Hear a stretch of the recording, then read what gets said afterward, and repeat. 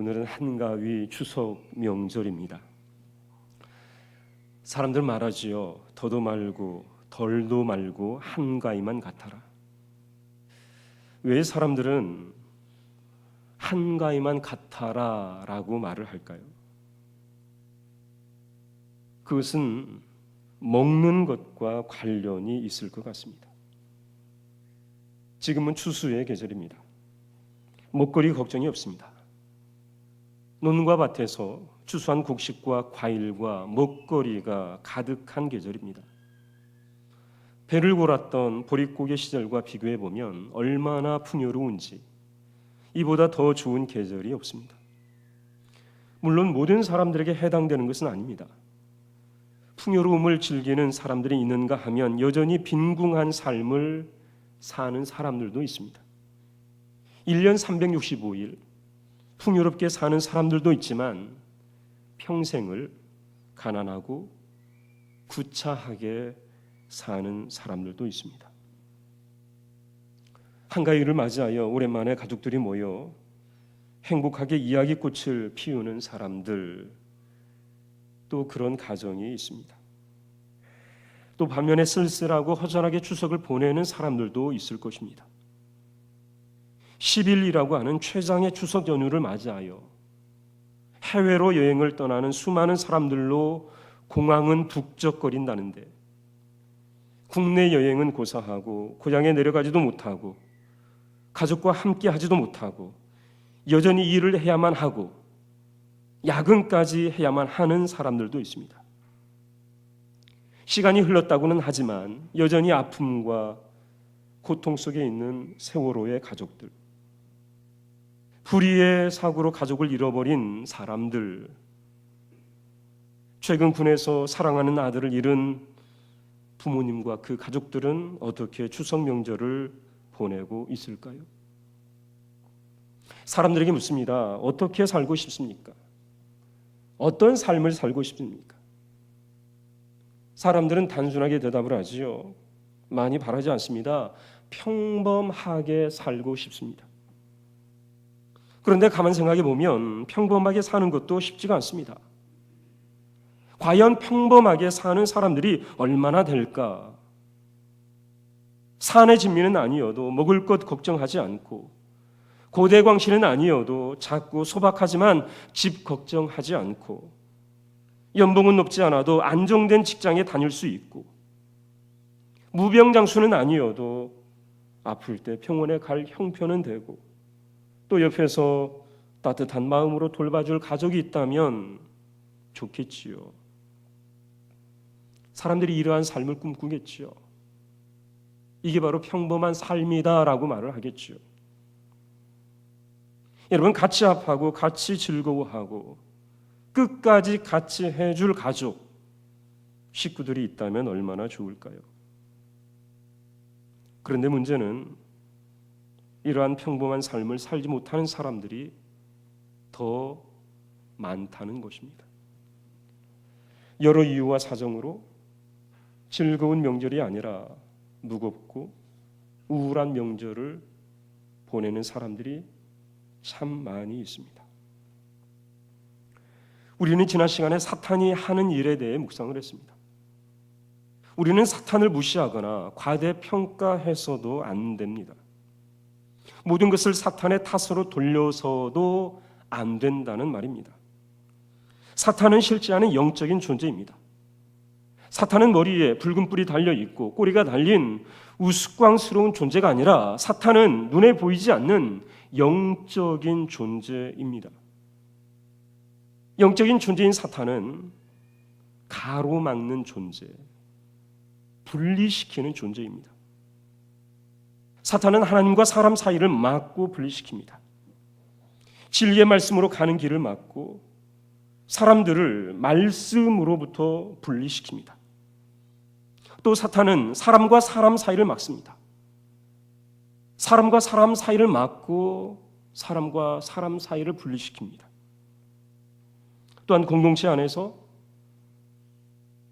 우리 믿는 성도들을 분리시켜 교회 공동체를 무너뜨리기도 합니다.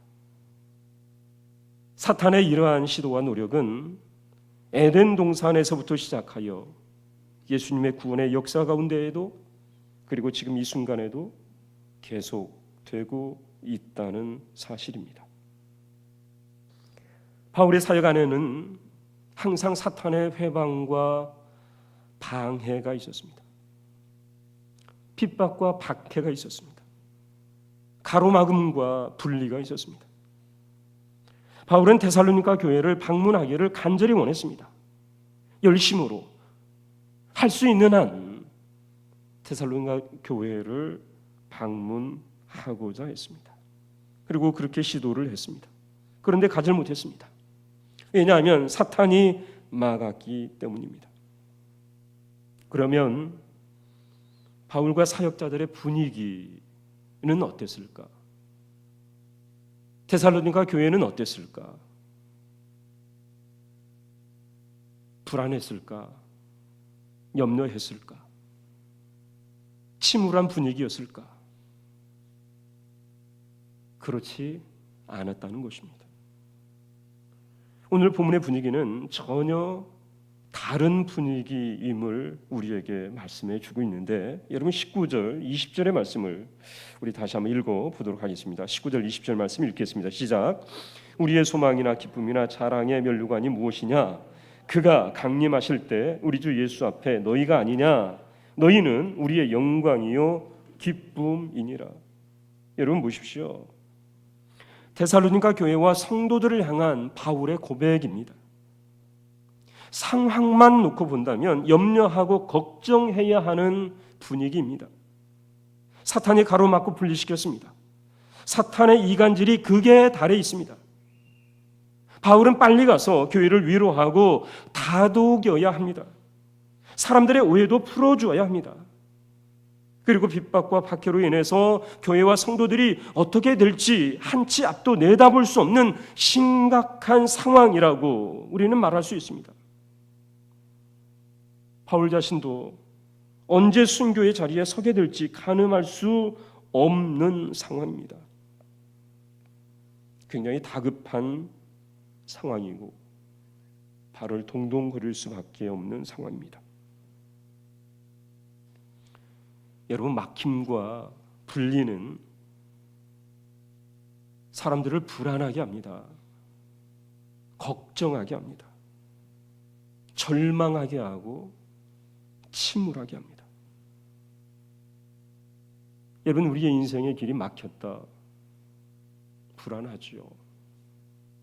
걱정하지요. 사업의 길이 막혔다. 학업의 길이 막혔다. 자녀들의 길이 막혔다.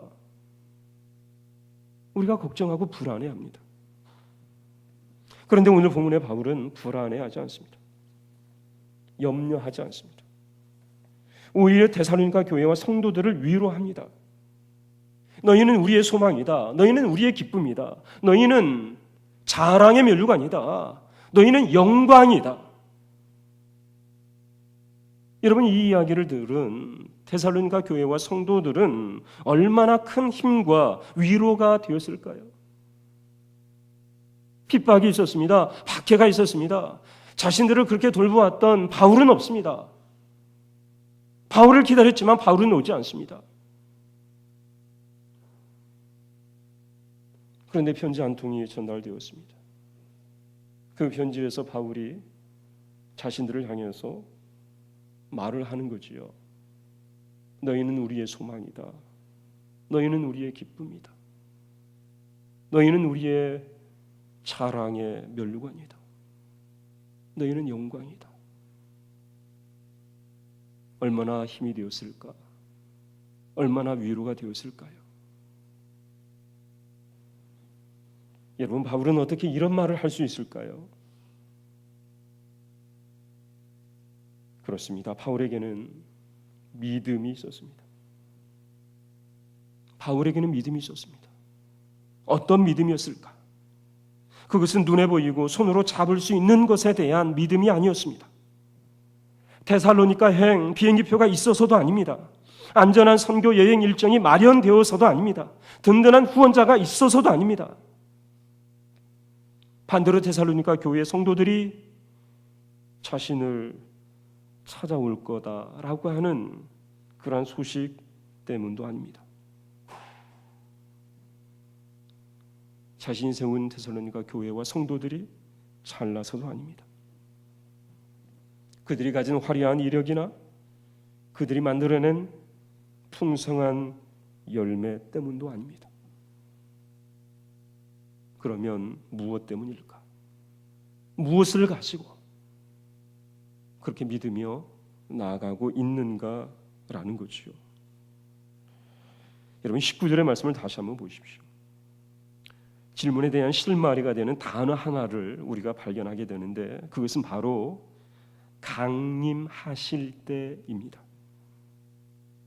부활하신 주님께서 하늘로 승천하시면서 약속하신 대로 다시 오시겠다.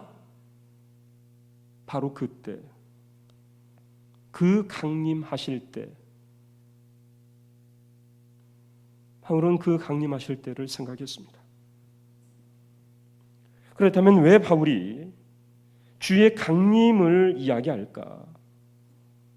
물론 지금도 데살로니가 교회의 성도들이 소망이 되고 기쁨이 되고 자랑의 면류관이 되는 것은 분명합니다. 이런 교회가 없지요. 이러한 성도들이 없습니다. 세워진 지 1년도 되지 않았습니다. 그런데 이 데살로니가 교회와 성도들이 어떠한 삶을 살았습니까? 믿음의 역사가 있었습니다. 사랑의 수고가 있었습니다. 소망의 인내를 가진 교회였습니다. 본이 되는 삶을 살았습니다. 그러나 현실은 극심한 핍박과 박해가 있습니다. 사탄의 맹렬한 공격이 있습니다.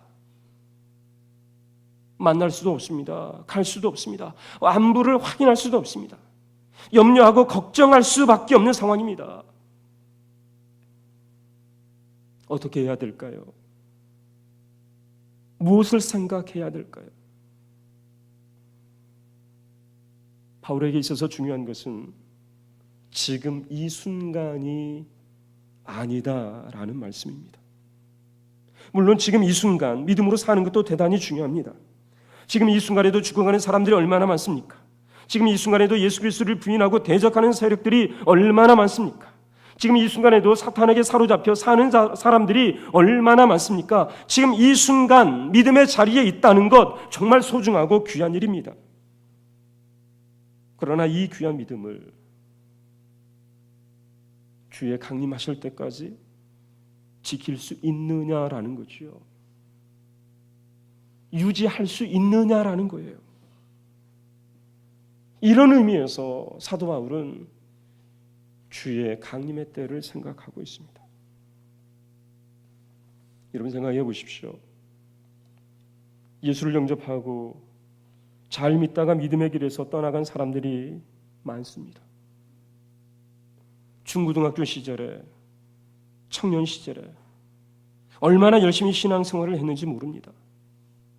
학생회장도 하고 청년회장도 하고 수련회 때 뜨겁게 찬양도 하고 기도도 했습니다. 열심히 봉사도 했습니다. 주일학교 교사도 했습니다. 일평생 주님 위하여 살겠다고 헌신도 했습니다.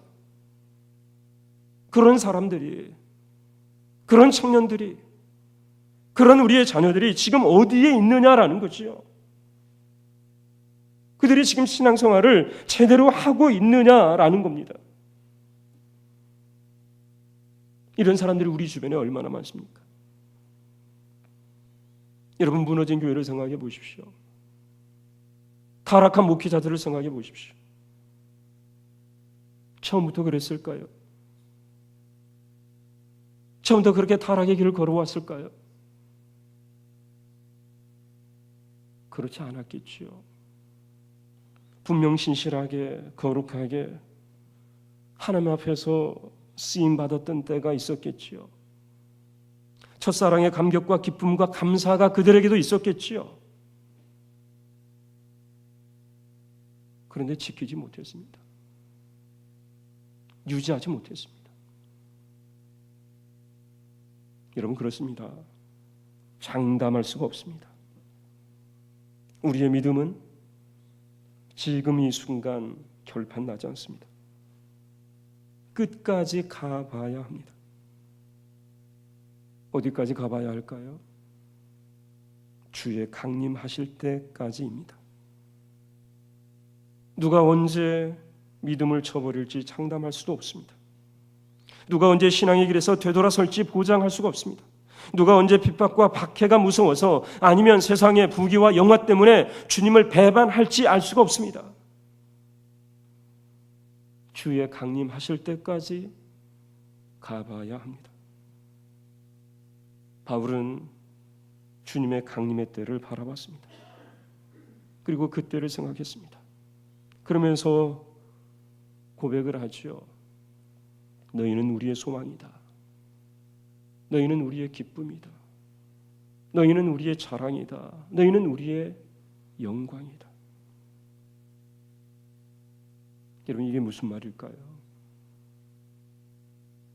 여러분, 19절, 20절 말씀에서 우리가 알 수 있는 것은 바울의 데살로니가 교회를 향한 소망과 기도,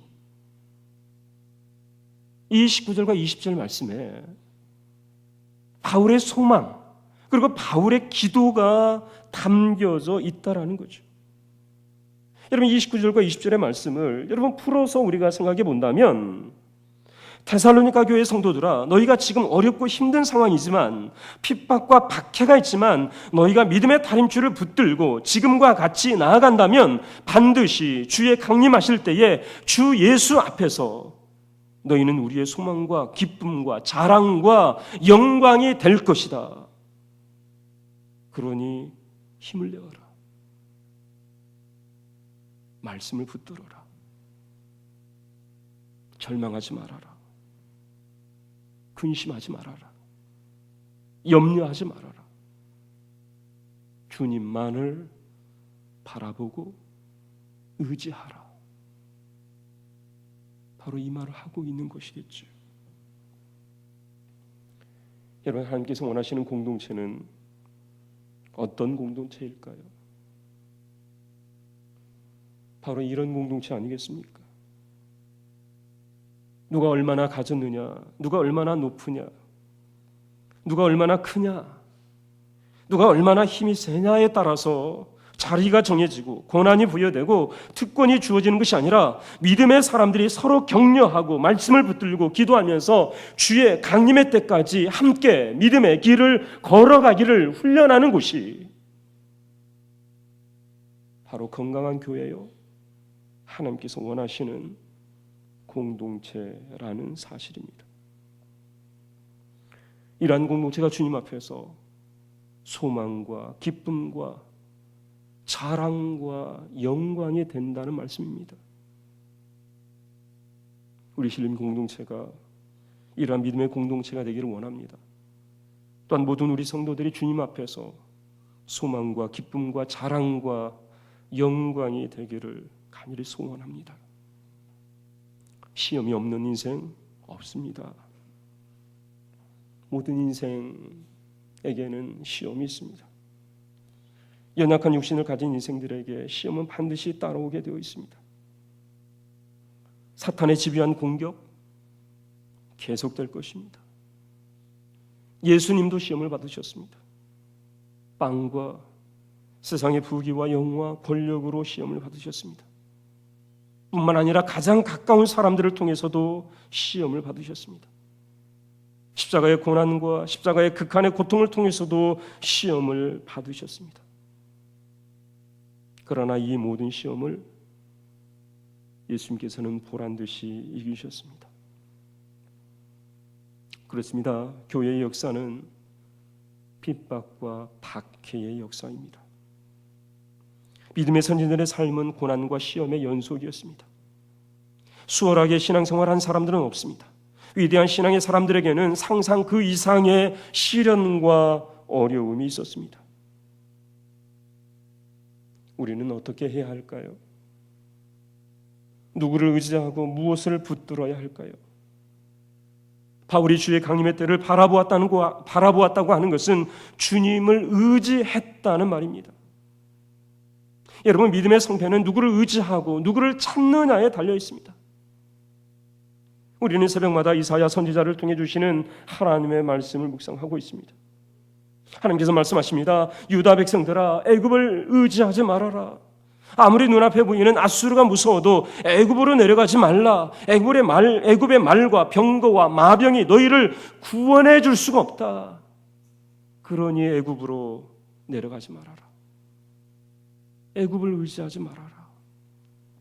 애굽을 의지하는 것은 어리석은 일이다. 무익한 일이다. 말씀하고 있습니다. 여러분, 유다의 지도자들과 유다 백성들의 문제가 어디에 있습니까? 그것은 이스라엘의 거룩하신 하나님을 앙무하지 않았다는 데 있습니다. 여호와를 구하지 않았다는 데 있습니다. 그러니 애굽으로 내려갈 수밖에 없겠지요. 애굽으로 내려가면 살 줄 알았습니다. 애굽이 구원해 줄 줄 알았습니다. 그런데 애굽이 유다를 구원해 주지 못했습니다. 애굽도 같이 망했습니다. 분명 하나님께서는 일찍이 신명기를 통해 말씀하셨습니다. 왕된 사람은 마병을 많이 두지 말고 또 병마를 구하려고 애굽으로 백성을 보내지 말아라. 일찍이 신명기를 통해서 말씀해 주셨습니다. 그러면 왜 신명기를 통해서 하나님께서는 이렇게 말씀하셨을까? 그것은 바로 우리 삶의 문제가 병거와 마병에 달려 있지 않다는 것을 일찍이 모세를 통해 알려주신 것입니다. 하나님만이 구원이심을, 아무리 강대한 나라도 구원해 줄 수 없음을 말씀하고 계십니다.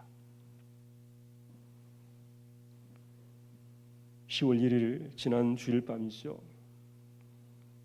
미국 라스베이거스에서는 총기 사고로 59명의 사람이 죽고 500명 이상의 사람들이 다치는 비극적인 사고가 일어났습니다. 그동안 미국에서는 총기를 규제해야 한다는 목소리들이 끊임없이 있어 왔습니다. 그동안 얼마나 많은 사람들이 총기 사고로 목숨을 잃었는지 모릅니다. 초등학교에서도 중고등학교에서도 대학교에서도 장소를 가리지 않고 총기 사고가 일어났습니다. 우리로서는 도저히 이해할 수 없는 일이지요. 그런데도 총기 규제에 대한 목소리들은 무시되어 왔습니다. 여러분, 이유가 뭘까요? 여러분, 미국 헌법에는 무기의 휴대와 사용이 헌법에 명시되어 있습니다. 나라가 금할 수 없다는 거예요. 개인이 얼마든지 무기를 소유할 수 있고 사용할 수 있다. 자기 방어 수단으로 얼마든지 총기를 사용할 수 있는 나라가 바로 미국이라는 거예요. 여러분, 우리는 미국을 청교도 정신으로 세워진 나라로 알고 있습니다. 여러분, 청교도 정신이 무엇입니까? 하나님을 향한 믿음이지요. 하나님의 말씀으로 살려고 하는 삶의 자세입니다. 그런데 가만 보면 미국은 청교도 정신이 아니라 무기로 세워진 나라 같습니다. 인구보다 총이 더 많은 나라, 국민들이 어느 정도의 총을 가지고 있는지 알지 못하는 나라. 여러분, 권총은 30만 원이면 살 수 있대지요. 군인들이 사용하는 소총 같은 건 한 200만 원 정도면 살 수 있는 나라가 바로 미국입니다. 세계에서 가장 많은 핵무기를 가진 나라, 가장 많은 최첨단의 무기를 가진 나라, 가장 많은 무기를 수출하는 나라가 바로 미국입니다. 이름처럼 아름다운 나라가 아니라는 거예요. 여러분, 우리가 미국에 기대어 평화를 얻을 수가 있을까요? 우리나라가 핵무기를 보유하거나 전술핵을 배치됨으로 평화가 이루어질 수 있을까요? 여러분, 그렇지 않습니다. 하나님만이 구원자가 되십니다. 무기로는 평화가 이루어지지 않습니다. 사람의 방법으로는 평화를 이룰 수가 없습니다. 하나님의 방법밖에 없습니다. 한국교회 일부 목회자들이 일부 정치권과 의견을 같이하여 핵무장을 주장하고 있는데 이 일이 얼마나 비성경적인 일인지, 하나님의 뜻과는 얼마나 반대되는 일인지 다시 살펴보아야 할 일입니다. 여러분은 누구를 그리고 무엇을 의지하고 계십니까? 여러분의 자녀들은 어떻습니까? 여러분의 자녀들의 의지하고 있는 것은 무엇입니까? 무엇을 붙잡으려고 하고 있습니까? 추석을 맞이해서 금이 환영 안 해도 괜찮습니다. 멋지게 차려입고 값비싼 선물 보따리 들고 외제차 타고 폼나게 오지 않아도 괜찮습니다. 인생의 성패는 누구를 의지하느냐에 달려 있습니다. 주님 강림하실 때에 어디에 있느냐가 중요합니다. 믿음의 삶은 결코 헛되지 않습니다.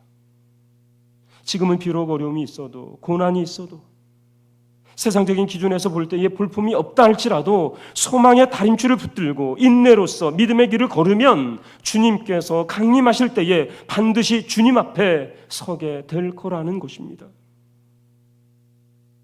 저와 여러분이, 여러분 가정의 모든 식구들이, 그리고 신림 공동체에 속한 모든 우리 지체들이 하나님만을 의지하고 신뢰함으로 주님께서 강림하실 때에 주님 앞에서 하나님의 영광과 기쁨이 되기를, 그리고 서로가 서로에게 소망과 기쁨과 감사가 되기를, 영광이 되기를 간절히 소원합니다.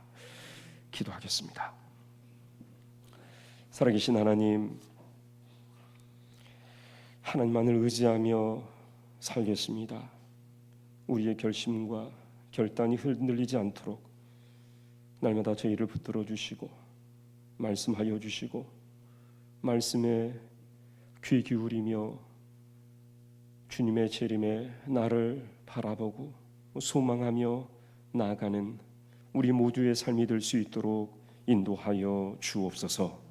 예수님의 이름으로 기도하옵나이다. 아멘.